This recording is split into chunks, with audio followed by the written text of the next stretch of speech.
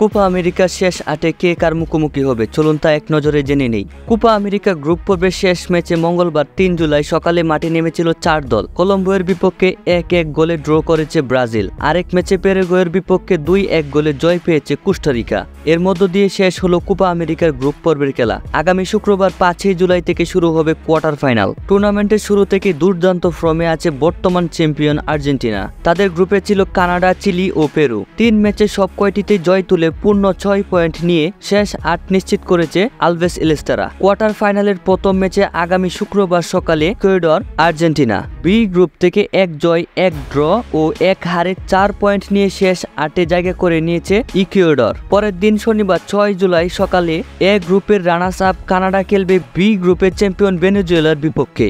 Group পর্বে ৩ ম্যাচের ৩টিতে জয় পেয়েছে ভেনেজুয়েলা। অন্যদিকে ১ জয় ১ ড্র ও ১ হারে ৪ পয়েন্ট নিয়ে নকআউট পর্বে জায়গা হয়েছে কানাডা। গ্রুপ পর্বে বেশ ভালো আধিপত্য দেখিয়ে পরের রাউন্ডে জায়গা করে নিয়েছে কলম্বিয়া। কোস্টারিকা ও প্যারাগুয়ের বিপক্ষে তুলে নিয়েছে দারুণ জয়। শেষ ম্যাচে শক্তিশালী ব্রাজিলকে তারা রুখে দেয় ১-১ গোলে। ২ জয় ও ১ ড্র নিয়ে গ্রুপ সেরা হয়ে কোয়ার্টার ফাইনাল নিশ্চিত করেছে কলম্বিয়া। অন্যদিকে সি গ্রুপ থেকে ২ জয় ও ১ হারে ৬ পয়েন্ট নিয়ে গ্রুপ রানার্স আপ হয়ে পরের রাউন্ডে পা রেখেছে পানামা। আগামী রোববার ৭ জুলাই বাংলাদেশ সময় ভোর ৪টায় কোয়ার্টার ফাইনালের ম্যাচে মুখোমুখি হবে এই দুই দল। কোয়ার্টার ফাইনালের শেষ ম্যাচে হতে পারে জমজমাট লড়াই।